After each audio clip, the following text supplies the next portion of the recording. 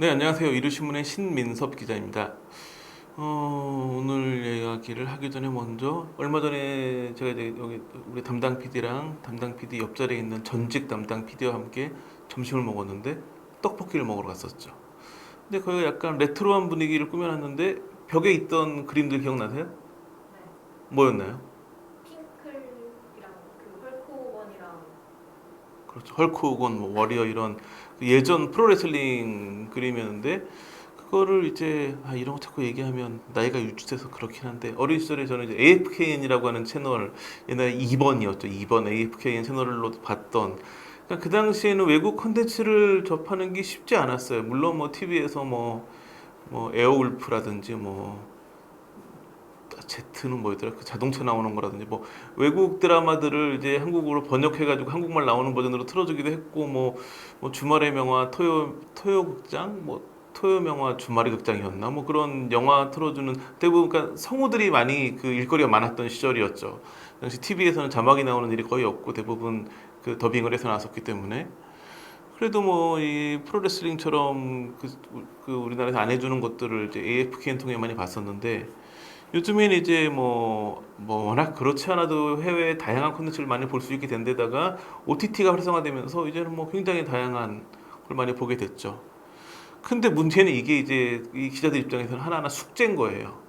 그러니까 기자라 하면 드라마나 영화를 굉장히 심도 있고 내밀하게 봐가지고 그에 대한 깊은 평을 하고 뭐 해야 되는데 이게 뭐 그냥 특히나 OTT 시리즈 같은 경우에는 특히 넷플릭스는 한 번에 뭐 10회, 11회 뭐 적어도 5, 6회 분량이 한꺼번에 나오니까 이걸 다 봐야지 뭐 할 수 있으니까 저도 뭐 되게 슬프게 뭐 나온다고 하면 숙제가 나오는 기분이었는데 이번에 그 종이의 집 공동 경제구역 파트 1 같은 경우에는 이게 이제 볼 숙제가 너무 많은 거예요.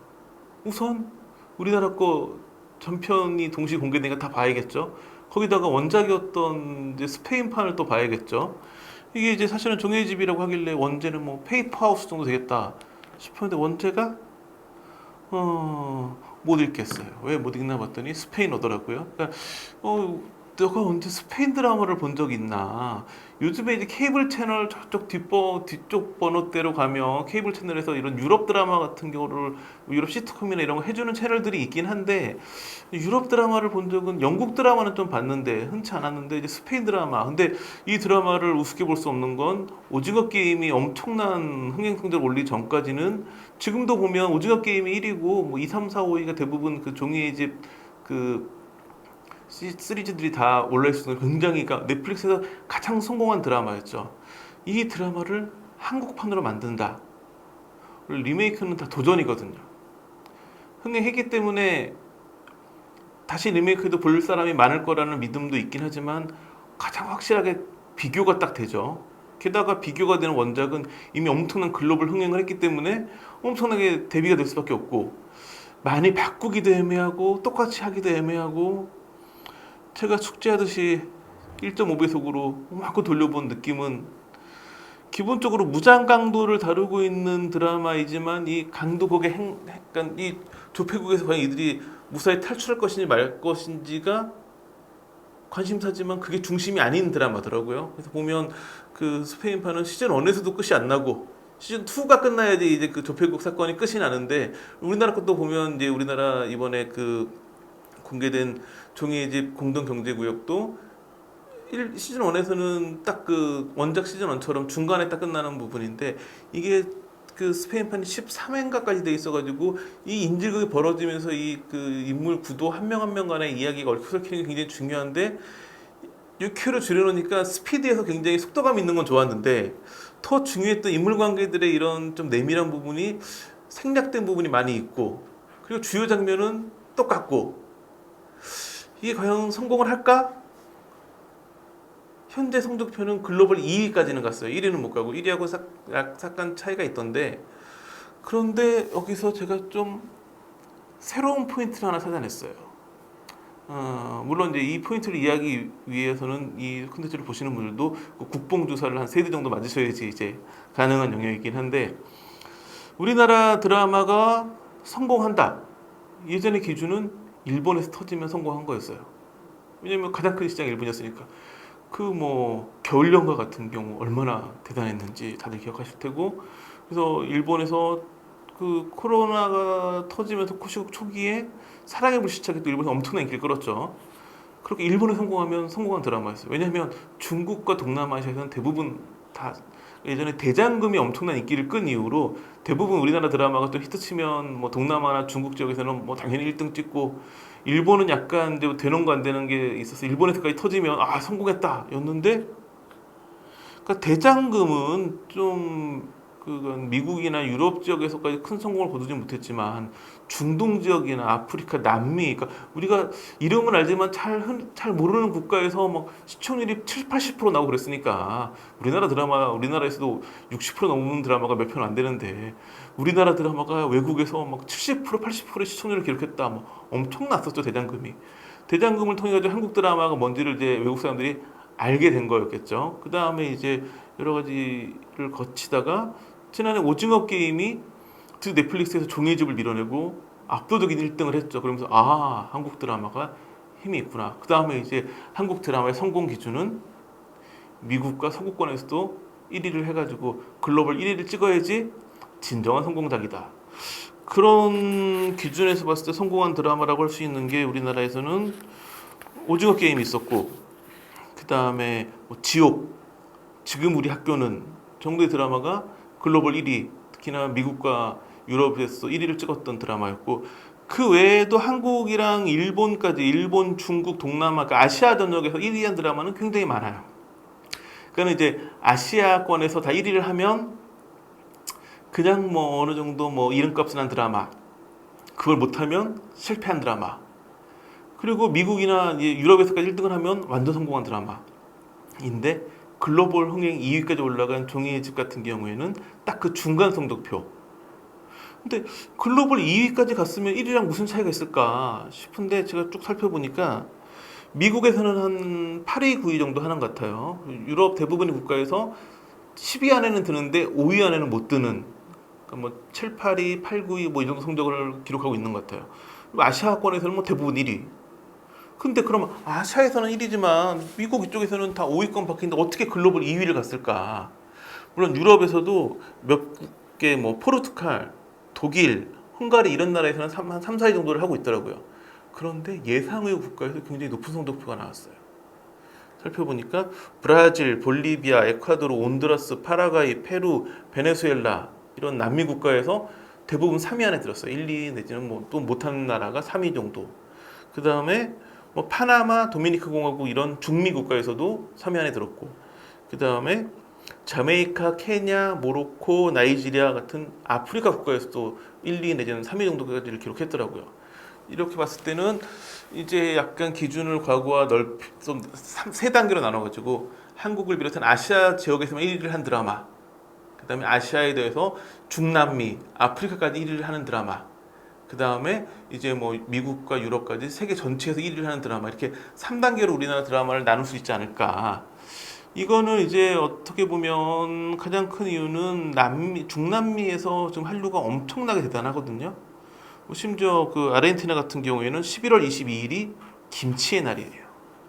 한국에도 없는 김치의 날이 아르헨티나에는 있어요. 그래서 아르헨티나는 뭐 굉장히 한류가 인기를 끌면서 뭐 떡볶이, 닭강정, 뭐 짜장면 뭐 이런 음식들도 굉장히 잘 팔린다고 하니까, 그러니까 K-팝이 굉장히 막 그 BTS가 주도하는 K-팝 열풍이 불기 직전에 이미 남미에서는 굉장한 K-팝 인기가 있었거든요.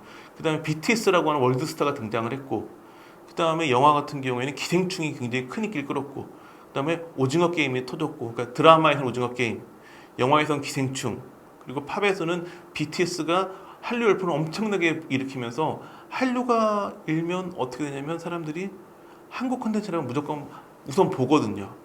저 어렸을 때 그 프로레슬링이라면 무조건 봤던, 그리고 뭐 홍콩 영화 굉장히 인기여가지고 홍콩 영화 개봉하면 무조건 다 가서 보고 뭐 이랬던 느낌. 그러니까 우리가 홍콩의 그 홍콩 콘텐츠에 굉장히 열광하고 미국 콘텐츠에 열광하던 시기를 겪었던 것처럼, 한류가 그런 해를 대신하니까 이거 뭐 한국 콘텐츠면 재밌겠는데, 아 나 종이의 집이 남미권에 인기가 많은 게 스페인 드라마이기 때문에 남미권이 이제 스페인어를 쓰는 나라도 많고 같은 영향권이어서 아마 스페인 드라마인 종이의 집을 중남미에서 많이 봤을 거라고요. 그 사람들이 한국을 또 보는 거죠. 내가 재밌게 봤던 종이의 집인데 이걸 한국에서 만들었대. 그러면서 다시 보는 열풍이 불고 있는 게 아닐까. 그리고 또 하나는 그 오징어 게임에도 보면 탈북 여성이 나와요. 그리고 사랑의 불시착은 아예 남북 이야기를 정면으로 다루고 있고 이번에도 보면 남북 관계가 굉장히 중요한 요소로 쓰이거든요. 물론 제가 그렇게 남북 관계, 그러니까 공동 경제 구역을 만든 이유는 4조 원이라고 하는 그러니까 정체불명의 돈이 갑자기 등장하면 우리나라 경제는 무너지겠죠. 이 정도 나라 규모에서. 그 스페인 드라마가 성공했던 이유는 스페인 돈이 아니라 유로화를 찍어낸 거였거든요. 스페인 국가에서만 4조를 감당하는 게 아니라 유럽 전체이기 때문에 그러니까 경제 규모를 파이를 좀 키워야 되기 때문에 이번에는 남북 공동 지폐라고 하는 그래서 그 관계를 끌어다 쓴 것 같긴 하지만 외국 사람들이 보기에는 참 우리 입장에서는 통일하지 못하는 남북 관계가 안타까운 현실이지만 스토리텔링 차원에서는 남북 관계가 굉장히 좋은 소재로 해외에서는 그러니까 K 한류의 뭔가 원동력 중에 하나가 되고 있는 게 아닐까. 그러니까 그렇게 관심이 많이 있겠죠. 그래서 그런 측면에서 쓰였는데 이번에 이제 이번 드라마를 하면서 약간 저는 그런 생각을 했었어요. 그 대항해 시대의 그 영토 경쟁 하듯이 그때는 이제 뭐 신항로를 개척하고 신대륙을 발견하고 하면서 이렇게 그 영토를 막 넓히는 그러다 그런 영토를 넓히던 그 대항해 시대의 움직임이 세계 1차 대전, 2차 대전으로 가고 그 다음에 뭐 냉전 시대로 겪고 뭐 이렇게 됐는데 지금도 물론 우크라이나에서 전쟁이 벌어지고 있지만 더 이상 이렇게 뭐 그 군사력을 통한 영토 경쟁가 많지 않은데 지금은 더 중요한 게 경제가 됐죠. 그러니까 우크라이나 전쟁 같은 경우에도 미국이나 유럽에서는 군사 제재는 하지 않지만 경제 제재를 굉장히 많이 하고 있고 근데 경제 제재를 하다 보니까 나오는 이야기가 요즘에 그 러시아에서 일부 넷플릭스 이용자들이 소송을 준비하고 있대요. 그러니까는 서방에서 경제적인 경제 제재를 하면서 넷플릭스도 러시아 서비스를 중단했죠. 넷플릭스 입장에서는 뭐 몇십만 명, 몇백만 명이 되는 그 넷플릭스 이용자들, 러시아 이용자들에게 돈을 못 받으니까는 손해가 크겠지만 뭐 동참하지 않을 수가 없었고.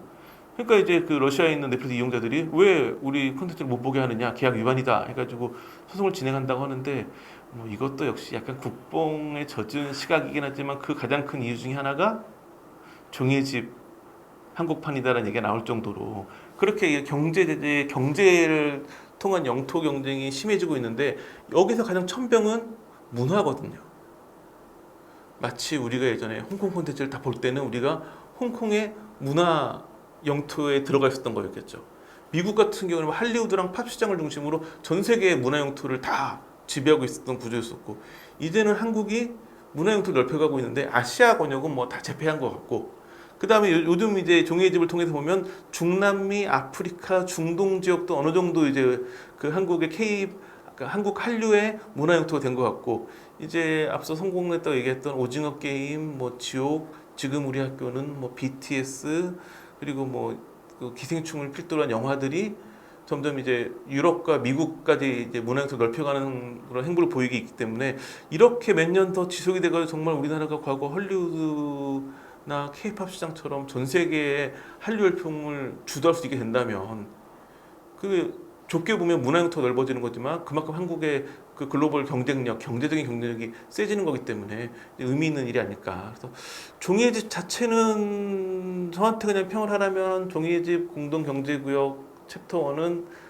다소 실망스럽고 그거는 뭐 리메이크작의 한계가 있고 그래서 저는 기본적으로 그 스페인판도 그렇게 재밌진 않더라고요. 그러니까 스페인판을 재밌게 봤으면 한국판도 재밌게 봤을 텐데 그런 저의 한계가 있긴 하지만 이 드라마를 통해 가지고 대한민국 한류의 문화 영토가 이만큼 더 넓어진 게 이제는 확연히 설명이 되는구나. 제가 보기에는 이대로 되면 어지간한 한국 드라마는 지금처럼 나와서 좀 성공작이다 싶으면 아시아권 다 1등할 때 아시아권뿐만 아니라 중남미, 중동, 아프리카 지역까지 1등을 하는 그렇게 아시아권과 좀 대등하게 되는 과정이 멀지 않아 보이고 그렇게까지 완전히 다지고 나면 그 다음에 남아있는 유럽 침공을 위해 가지고 더 노력하면 되지 않을까 이런 기대감으로 오늘 콘텐츠를 준비했습니다.